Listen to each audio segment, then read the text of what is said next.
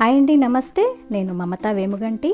ఈరోజు మనం మిల్లెట్స్తో గుంట పొంగనాలు అలాగే మిల్లెట్తో దోశలు ఎలా తయారు చేసుకోవాలో చూద్దాం. మిల్లెట్ గుంట పొంగనాలకి ముందుగా 1 కప్పు మినపగుండు తీసుకుంటున్నాను, 2 కప్పులు కొర్రబియ్యం తీసుకుంటున్నాను. వీటిని నానబెట్టుకోవాలి. నేను ఉదయం నానబెట్టుకుంటున్నానండి, సాయంత్రం పిండి పట్టుకుంటాను. ఇవి బాగా నానిపోయాయి, మెత్తగా పిండి రుబ్బుకుందాము. మినపగుండు కొర్రబియ్యం బాగా నానిపోయాయి. మీరు వీటన్నిటిని క్లీన్ చేసుకొని పిండి రుబ్బుకోవాలి. మిల్లెట్ గుంట పునుగుల పిండి రుబ్బేసుకున్నాము. నైట్ అంతా ఫర్మెంట్ చేసుకోవాలి. పిండి చాలా చక్కగా ఫర్మెంట్ అయిందండి.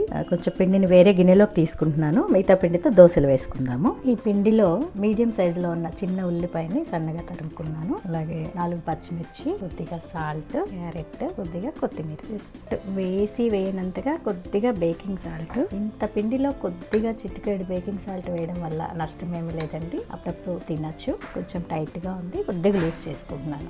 మిల్లెట్ పొంగనాలకి పిండి రెడీ అయిపోయింది. ఇప్పుడు పొంగనాలు వేసుకుందాం. గుంట పునుగులు వేయడానికి ఇలా బయట దొరుకుతాయండి పెనాలు. బయట చూసుకునండి, చిన్నవి పెద్దవి సైజులు ఉంటాయి. అది వేడెక్కే వరకు ఆగాలి. పెనం వేడెక్కిందండి. కొద్దిగా దీంట్లో ఆయిల్ వేసుకోవాలి గుంటల్లో.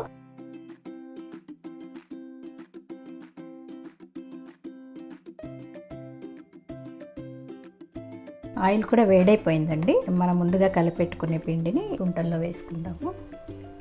పూర్తిగా వేయొద్దండి, అది పొంగినప్పుడు పైకి వచ్చేస్తుంది.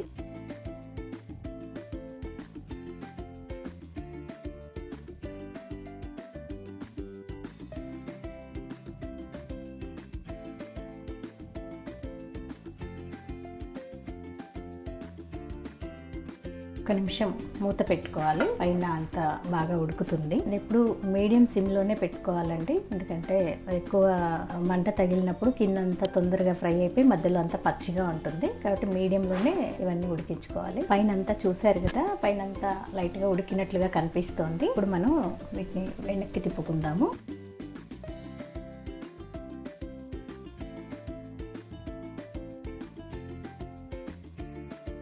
ఇలా మొత్తం అంతా వెనక్కి తిప్పుకున్న తర్వాత ఇంకొక నిమిషం ఉడకనివ్వాలి. ఇప్పుడు మూత అవసరం లేదండి. సో 2 వైపులా ఇలా ఎర్రగా కాలేంత వరకు మధ్య మధ్యలో తిప్పుకుంటూ ఉండాలి. పొంగనాలు బాగా వేడెక్కాయి. ఇలా 2 వైపులా ఎర్రగా అయ్యేంత వరకు మధ్య మధ్యలో తిప్పుకుంటూ వేయించుకోవాలి. పొంగనాలు రెడీ అయిపోయాయి. ఒక బౌల్లోకి తీసుకుంటాను. పొంగనాలు వేయగా మిగిలిన పిండి అండి, దీంతో దోశలు వేసుకోవడం చూపిస్తాను. కొంచెం గట్టిగా ఉంది కాబట్టి నేను దోశకి సరిపోను లూజ్ చేసుకుంటున్నాను. దోశ పిండి రెడీ అయిపోయింది. దోశలు వేసుకుందాం. దోశ పెనం వేడెక్కింది. దోశ వేసుకుంటున్నాను.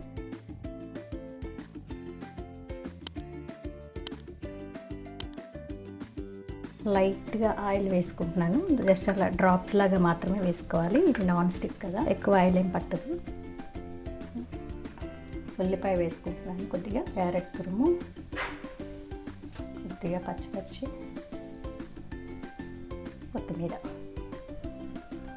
దోశ కాలిపోయింది, బాగా కాలింది, తీసుకుంటున్నాను. ఇవండి ఈరోజు మనం చేసుకున్న మిల్లెట్తో గుంట పొంగనాలు అలాగే మిల్లెట్తో దోశలు. డైట్ చేయాలనుకున్న వాళ్ళు అలాగే షుగర్ తగ్గాలి అనుకున్న వాళ్ళు బియ్యం ప్లేస్లో ఈ మిల్లెట్స్ని ఇలా ఆహారంగా చేసుకొని తీసుకున్నట్లయితే వెయిట్ లాస్ అవుతారు. అలాగే షుగర్ కూడా కంట్రోల్లోకి వస్తుంది. ఈ పొంగనాలు కానీ దోశలు కానీ పల్లి చట్నీతో అలాగే రోటి పచ్చడి ఇట్లాంటి వాటితో కూడా చాలా టేస్టీగా ఉంటుంది. పల్లి చట్నీ అవాయిడ్ చేయాలనుకున్నప్పుడు సొరకాయ, బీరకాయ, క్యాబేజీ ఇట్లాంటి వాటితో రోటి పచ్చడి చేసుకొని తింటే చాలా టేస్టీగా ఉంటుంది. మీకు ఈ వీడియో నచ్చినట్లయితే ట్రై చేయండి, లైక్ చేయండి, షేర్ చేయండి, అలాగే సబ్స్క్రైబ్ చేయడం మర్చిపోకండి. Thanks for watching. Thank you. By by.